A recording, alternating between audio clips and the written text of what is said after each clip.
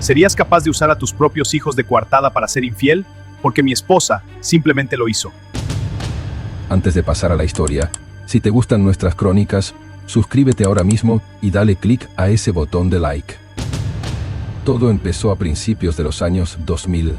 No fue un mensaje de texto a medianoche, ni un ticket de restaurante olvidado en el fondo de un bolsillo lo que delató a mi esposa, Valeria.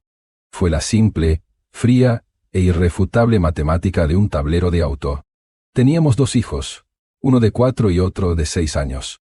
Yo pasaba 50 horas a la semana atrapado en una oficina corporativa para mantener nuestro nivel de vida, mientras ella trabajaba medio tiempo en una clínica. Era una dinámica que funcionaba, o al menos eso creía yo, hasta que la rutina se rompió por completo. De repente, Valeria empezó a llevar a los niños a la casa de sus padres con una frecuencia enfermiza. A veces, 3 veces por semana. Mis suegros vivían a 90 minutos de distancia. Si sumas ida y vuelta, estamos hablando de 3 horas de carretera solo para dejarlos ahí. Según ella, pasaba sus días libres tomando café con su madre, mientras los abuelos malcriaban a los niños. Pero los números simplemente no cuadraban con el desgaste del auto, ni con los tiempos. Decidí no hacer preguntas estúpidas. Recurrí a la única cosa que no miente. Una noche, esperé a que la luz del pasillo del segundo piso se apagara. Escuché sus pasos hacia el baño, el agua del grifo y luego el silencio de la casa. Bajé los escalones en calcetines para no hacer ruido. No encendí el interruptor principal de la pared. Saqué una linterna pequeña de mi bolsillo. Abrí la puerta de su sedán despacio. Me senté en el asiento del conductor, metí la llave en el contacto y la giré solo un cuarto, lo estrictamente necesario para que el panel digital se iluminara en la oscuridad. Saqué una libreta de cuero pequeña de mi caja de herramientas y anoté el kilometraje exacto. Apagué el panel, cerré la puerta y volví a subir. Me convertí en un fantasma en mi propia casa. Repetí esa misma logística todos los días, a las 11 de la noche, durante 2 semanas completas. El viernes, me senté en mi banco de trabajo, iluminado solo por la linterna. Tracé una línea debajo de los 14 registros que había hecho e hice la resta.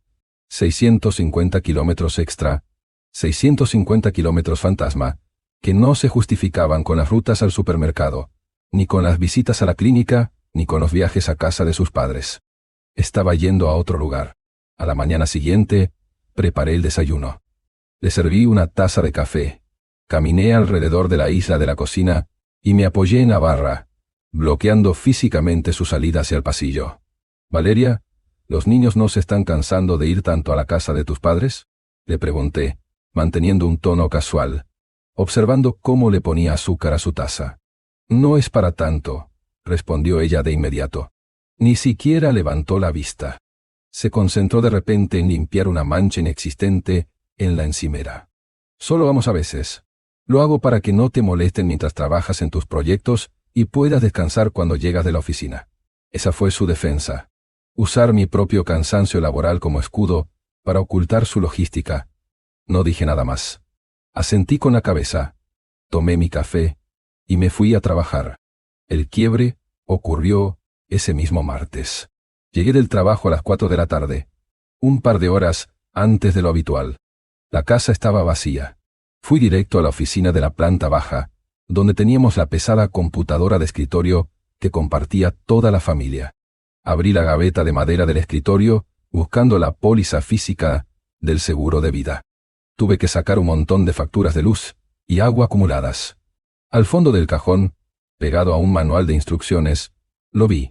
Un pequeño cuadrado de papel amarillo brillante. Un post-it. Semanas atrás, Valeria se había quejado durante la cena de que el sistema la había obligado a actualizar sus credenciales por una nueva política de seguridad. Como el sistema le exigió mezclar letras mayúsculas y números, la vi anotarla rápido para no olvidarla. Ahí estaba, su nombre de usuario y una combinación de 8 caracteres trazados con su letra redonda. Me senté en la silla giratoria. Encendí la torre de la computadora. Escuché el zumbido del disco duro, arrancando. Entré a su cuenta de correo. Ignoré la bandeja de entrada, que estaba llena de correos de tiendas y suscripciones.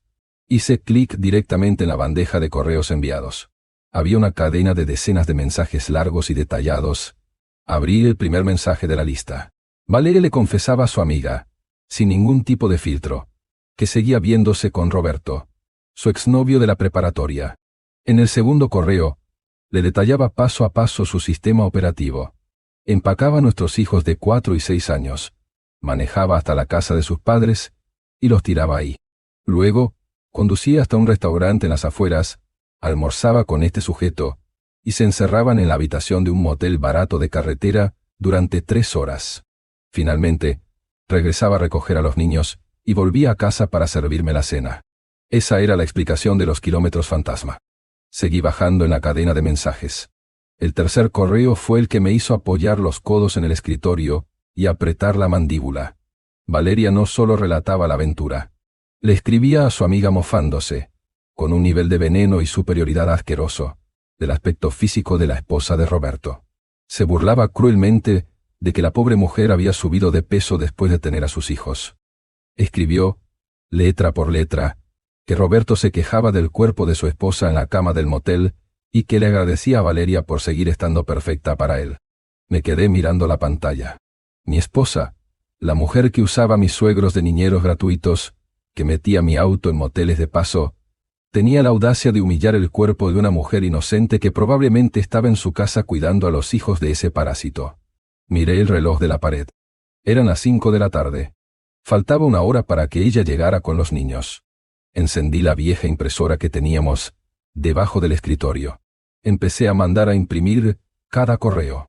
Seleccionaba uno, le daba al botón y escuchaba el arrastre lento del cabezal sobre el papel. Imprimí cada fecha, cada burla, cada detalle de las horas en las que se veían. Tomé las 12 páginas impresas, las alineé golpeándolas contra la mesa y las metí en una carpeta plástica transparente. Caminé hasta el recibidor, abrí mi maletín de cuero para el trabajo y deslicé la carpeta en el fondo, debajo de mis reportes de la oficina. No iba a hacerle un interrogatorio cuando cruzara la puerta. No le iba a dar el privilegio de una discusión de pareja. Al día siguiente, a primera hora, iba a salir con ese maletín a buscar a un profesional que supiera cazar escoria. A la mañana siguiente, me levanté a las 6 en punto. Hice el nudo de mi corbata frente al espejo del baño, me puse el saco y bajé a la cocina. Valeria estaba de espaldas, sirviendo cereal en los tazones de los niños. Le di un beso mecánico en la mejilla. Tomé mi maletín de cuero de la silla del comedor y salí por la puerta principal. Pero no conduje hacia el distrito financiero. Tomé la autopista en dirección contraria y me estacioné en la parte trasera de un centro comercial a cielo abierto, justo frente a una cafetería que abría las 24 horas. La noche anterior había hecho una sola llamada desde un teléfono público a un contacto de seguridad de mi empresa. Le pedí el número de alguien que trabajara en la zona gris, alguien que no hiciera preguntas. A las 8 de la mañana, la puerta del copiloto de mi auto se abrió. Un tipo de unos 50 años, con una chaqueta de lona gastada y olor a tabaco, se sentó a mi lado. Era un ex policía de narcóticos que ahora operaba como investigador privado. No nos dimos la mano. No hubo cortesías. Abrí los broches de mi maletín, saqué la carpeta plástica con las 12 páginas de correos electrónicos impresos y se la puse sobre las piernas. Encima de la carpeta, dejé un sobre de papel manila con $3,000 en billetes de 100 para cubrir sus honorarios iniciales y viáticos. Román abrió la carpeta. Leyó la primera página en silencio, escaneando los nombres, las direcciones y los horarios que Valeria había detallado tan amablemente para su amiga. «Dame 2 semanas», dijo Román, cerrando la carpeta y metiéndose el sobre con el dinero en el bolsillo interior de la chaqueta. «Durante estos 14 días no vas a cambiar tu rutina ni 1 milímetro. Si te pregunta cómo te fue en el trabajo, le cuentas sobre tus reuniones. Si te pide que saques la basura, la sacas. Si cambias tu comportamiento, ella se va a asustar y va a congelar las salidas. Yo me encargo del resto». Román abrió la puerta y salió del auto. Esa fue toda la reunión. Las siguientes 2 semanas fueron el ejercicio de control mental más brutal de mi vida. Llegaba a casa todos los días a las 6:30 de la tarde. Colgaba mi abrigo en el perchero del pasillo. Caminaba hasta la cocina y me sentaba en la cabecera de la mesa. Cenaba con mis hijos y escuchaba a Valeria quejarse de lo cansada que estaba por haber lidiado con el tráfico, sabiendo perfectamente, gracias a los correos, que había pasado 3 horas de su tarde gimiendo en un colchón barato de carretera. No levanté la voz, una sola vez. Le pasaba la sal. Le servía agua en el vaso y la miraba a los ojos mientras masticaba. Era como observar a un sujeto de prueba en un laboratorio. Estaba diseccionando su hipocresía en tiempo real. El viernes de la segunda semana, mi teléfono celular sonó al mediodía. Era un número desconocido. Estacionamiento nivel 3, sector C, dijo la voz rasposa de Román, y colgó. Bajé al estacionamiento subterráneo de mi edificio corporativo. El auto de Román, un sedán gris sin ninguna característica distintiva, estaba parqueado en reversa. Me subí al asiento del copiloto. Román no dijo hola. Simplemente levantó un expediente grueso, sostenido por 2 bandas elásticas, y lo dejó caer sobre mi regazo. Pesaba. Adentro estaba la anatomía completa de la destrucción de mi matrimonio. Abrí la cubierta de cartón. Román había documentado la logística con una precisión quirúrgica. Había hojas de registro con marcas de tiempo, fotografías impresas en alta resolución y recibos rastreados. El patrón era innegable. 9 de la mañana. Valeria subía a los niños al auto.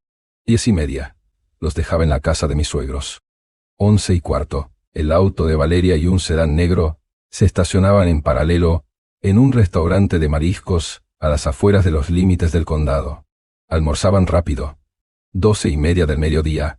Las cámaras de Román captaban a mi esposa y a Roberto bajándose de los autos y entrando directamente a la habitación 114 de un motel de paso. 3 de la tarde. Salían con el cabello húmedo. Ella subía a su auto. Manejaba de regreso, recogía a los niños y volví a mi casa a preparar la cena. Pasé las fotografías rápido. No me interesaba verlos entrar a la habitación. Lo que realmente quería ver era el reporte que estaba en el fondo del expediente. La investigación de antecedentes. Saqué un fajo de documentos engrapados. Eran registros públicos, actas del condado y organigramas corporativos. Román encendió un cigarrillo. Bajó un poco la ventana para dejar salir el humo y señaló los papeles. El tipo es un fantasma financiero, dijo Román, apoyando el brazo en el volante. Roberto está casado y tiene 3 hijos pequeños. Viven en una casa de 2 pisos en un suburbio cerrado. Pero, si revisas el registro de propiedad de la página 3, verás que la casa no está a su nombre. Ni siquiera está a nombre de su esposa. Revisé la línea marcada con resaltador amarillo. La propiedad pertenecía a un fideicomiso familiar. El administrador de ese fideicomiso era el padre de la esposa de Roberto, su suegro. Y hay más, continuó Román, señalando el siguiente documento. Un registro de corporaciones del Estado. Roberto se presenta en LinkedIn como vicepresidente de ventas en una empresa mediana de suministros médicos. Revisé los estatutos de la compañía. El dueño absoluto, presidente y accionista mayoritario de esa empresa, es el mismo hombre. El suegro. Me quedé mirando la hoja de papel. Las piezas encajaban con una ironía aplastante. El gran exnovio de la preparatoria, el hombre por el que mi esposa estaba destruyendo la estabilidad de nuestros hijos, era un fraude total. Toda su existencia, su techo, su salario de 6 cifras, el seguro médico de sus 3 hijos y la gasolina del auto que manejaba hasta el motel, dependían de la chequera de la familia de la esposa. Y esa era la misma esposa de la que él y Valeria se burlaban en los correos por haber subido de peso. Roberto no era un triunfador. Era un parásito atornillado a la billetera de la familia de su mujer. Si alguien cortaba ese cordón umbilical, Roberto se quedaba en la calle en 24 horas. Cerré el expediente. Saqué otro sobre de mi chaqueta y le pagué a Román el saldo de sus honorarios, más un bono de $1000 por la rapidez. Necesito un favor más, Román, le dije, mirándolo a los ojos. Necesito que vayas a una fotocopiadora y armes una réplica exacta de este expediente. Las fotos del motel, los registros de la propiedad de los suegros, y sobre todo, los correos impresos donde mi esposa humilla el físico de la mujer de este sujeto. Ponlo todo en una caja sellada. Esa misma tarde, pedí permiso para salir temprano de la oficina. Fui directo al despacho de un abogado especialista en litigios familiares. Puse el expediente sobre su mesa de cristal. Le pedí que redactara los papeles del divorcio. No quería pelear por la casa ni por los muebles. Le di instrucciones estrictas para redactar un acuerdo de custodia brutal y asfixiante que me protegiera al 100%. Quería amputar a Valeria de mi vida, legal y financiera. Llegó el jueves por la mañana. El día D. Estaba sentado en mi auto, con el motor apagado, estacionado a media calle de la entrada principal de la clínica, donde Valeria trabajaba su medio turno. En el asiento del copiloto descansaba mi maletín. Adentro estaban los documentos de divorcio listos para ser entregados. Saqué mi teléfono celular. Marqué el número de Román.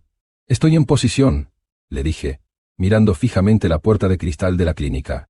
«Yo también», respondió Román, al otro lado de la línea. Se escuchaba el sonido de la brisa a través de la ventana de su auto. «Estoy estacionado a 20 metros de la casa de la esposa de Roberto. El auto de ella está en el camino de entrada. Y la camioneta negra del suegro acaba de llegar. Tienen alguna especie de desayuno familiar. Están todos adentro».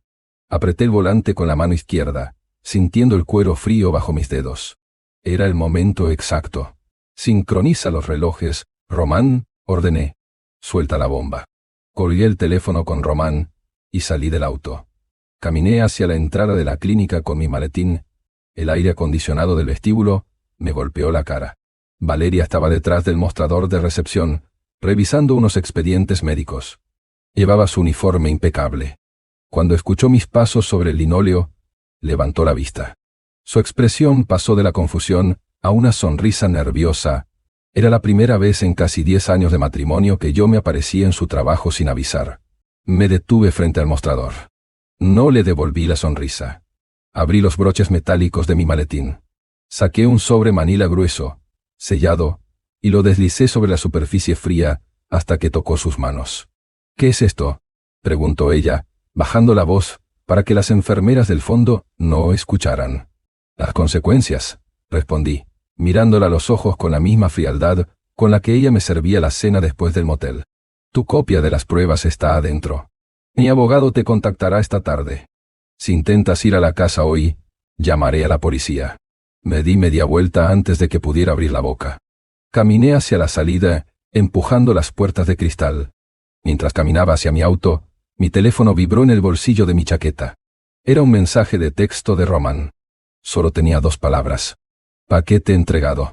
A 20 kilómetros de distancia, en los suburbios de clase alta, la bomba de fragmentación acababa de estallar en el centro exacto de la sala de estar de Roberto. Román me entregó el reporte detallado esa misma noche. Había caminado por el sendero de piedra de la mansión y tocado el timbre. La esposa de Roberto abrió la puerta. Atrás de ella, en el comedor, estaba su padre, el dueño de la empresa, tomando café. Román simplemente le entregó la caja plástica sellada a la mujer y le dijo que revisara el contenido de inmediato. La mujer abrió la caja sobre la mesa del comedor frente a su padre. Vio las fotografías de alta resolución de su esposo entrando al motel barato con Valeria. Vio los registros de fechas y horarios. Pero el explosivo nuclear fue el fajo de hojas impresas con los correos. La esposa leyó, letra por letra, los correos donde Valeria y Roberto se burlaban de su físico. Leyó cómo el padre de sus hijos se quejaba de su cuerpo después de los embarazos y elogiaba el de su amante en las sábanas de un cuarto alquilado. La onda expansiva no tardó ni 30 minutos en arrasar con la vida de Roberto. A las 10 de la mañana, la esposa entró a la sucursal del banco y vació absolutamente todos los fondos de las cuentas conjuntas, transfiriendo el dinero a una cuenta blindada a su nombre. A las 11 de la mañana, el suegro llamó a recursos humanos de la empresa.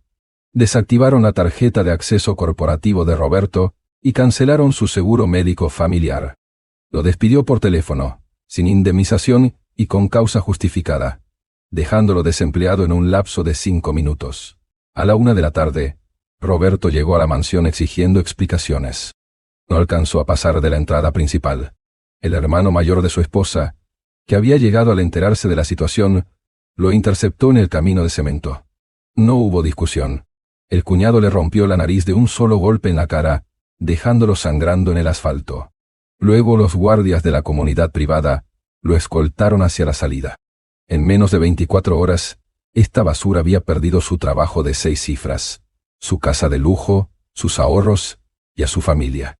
Todo por no saber mantener cerrado el cierre de su pantalón. Pero mi trabajo no había terminado. Faltaba Valeria. Durante la primera semana después de entregarle los papeles del divorcio, Valeria me bombardeó con llamadas. Enviaba mensajes de texto kilométricos, jurando que Roberto no significaba nada, que había sido un error de juicio, que nuestra familia era lo más importante. Rogaba por una oportunidad para arreglarlo. Pedía, suplicaba, que fuéramos a terapia de pareja. Y yo acepté. No lo hice porque quisiera salvar mi matrimonio. Lo hice porque quería destruirla. Programamos la primera sesión un martes por la tarde. El consultorio tenía 2 sillones de cuero individuales frente a frente. Valeria llegó arreglada, con los ojos llorosos, esperando que yo me quebrara, que habláramos de nuestros problemas de comunicación y que, eventualmente, la perdonara. No levanté la voz. No mostré ni una gota de rabia. Me incliné hacia adelante. Apoyé los codos en las rodillas. Saqué una hoja doblada del bolsillo interior de mi chaqueta y miré fijamente al doctor. «Quiero que hablemos de logística», dije, con un tono plano y calculador. «Quiero que mi esposa le explique, aquí, frente a usted, cómo empaca a nuestros hijos de 4 y 6 años. Los usa como coartada para tirarlos en casa de sus padres. Y a las 12:30 del mediodía, se encierra en la habitación 114 de un motel de carretera de $20. Valeria abrió los ojos de par en par. Su respiración se cortó en seco. «Mateo, por favor», susurró, con la voz quebrada, intentando alcanzar mi brazo. «No te di la palabra», la interrumpí, apartándome sin siquiera mirarla, manteniendo mis ojos clavados en el terapeuta. «Pero la infidelidad no es lo que estamos evaluando hoy, doctor. Escuche la clase de ser humano que está sentada frente a usted». Desdoblé la hoja de papel. Era la impresión de uno de los correos. Cito textualmente lo que mi esposa le escribió a su mejor amiga después de salir de ese motel barato. «Roberto se queja de lo gorda que quedó su esposa después de los embarazos. Me encanta saber que yo sigo estando perfecta para él». El terapeuta dejó de escribir. Bajó el bolígrafo y se quedó mirando a Valeria en un silencio sepulcral. Doblé el papel despacio, lo guardé en mi chaqueta y me recosté en el sillón de cuero. Ese es el nivel de basura narcisista con el que compartía mi cama. Continué, girando la cabeza para finalmente clavar mi mirada en los ojos llenos de pánico de mi esposa. Alguien que usa a sus propios padres como cómplices ciegos, destruye la estabilidad de sus hijos por un parásito mantenido por sus suegros. Y encima, tiene la audacia de humillar el cuerpo de una mujer inocente. «Valeria, no vine a esta terapia a arreglar mi matrimonio. Vine a asegurarme de que escuches en voz alta exactamente lo que eres». Valeria se desmoronó por completo. Empezó a sollozar incontrolablemente en los primeros 10 minutos de esa sesión, hundiéndose en el sillón y cubriéndose el rostro con ambas manos, absolutamente incapaz de articular una sola palabra de defensa. Fueron 4 semanas. 4 sesiones exactas. 4 horas de someterla a un interrogatorio moral implacable donde ella no tenía escapatoria. Validado por el silencio de un profesional que solo la observaba llorar mientras yo diseccionaba su traición como un cirujano. La obligué a mirarse al espejo hasta que no pudo soportar el peso de su propio reflejo. Para la 5ª semana, Valeria estaba completamente rota. El desgaste psicológico fue tan brutal, quirúrgico y humillante, que canceló las citas restantes. 2 días después, su abogado me llamó. Valeria firmó los papeles del divorcio, exactamente como yo los había redactado. No discutió por la casa. No peleó por dinero. Ni siquiera intentó negociar el acuerdo de custodia. Firmó cada página en silencio, una tras otra, como alguien que entiende que la partida ya terminó y que no quedan movimientos en el tablero. No lo hizo por generosidad. Lo hizo porque sabía que cada intento de pelear significaba una sola cosa: volver a sentarse frente a mí y escuchar, en voz alta, todo lo que había hecho. Y ya no podía soportarlo. Hoy mis hijos son adultos. Los crié bajo mis propios términos, en una casa tranquila, una casa donde nunca hubo secretos escondidos en el garaje, ni mentiras disfrazadas de rutina. Valeria y yo apenas cruzamos 3 palabras al año. No le guardo rencor. El rencor exige energía, y yo dejé de gastar energía en ella hace mucho tiempo. Para mí, dejó de existir el día que me senté frente a aquella vieja computadora y abrí su bandeja de correos. Ese fue el día en que entendí quién era realmente la persona que dormía a mi lado. Roberto, por su parte, cometió un error mucho más simple. Decidió jugar con fuego dentro de una casa que ni siquiera le pertenecía. Yo no provoqué el incendio. Yo solo me aseguré de trancar las puertas por fuera y observar cómo se quemaba vivo. No olvides suscribirte a tu canal preferido de historias, Crónicas de Reddit.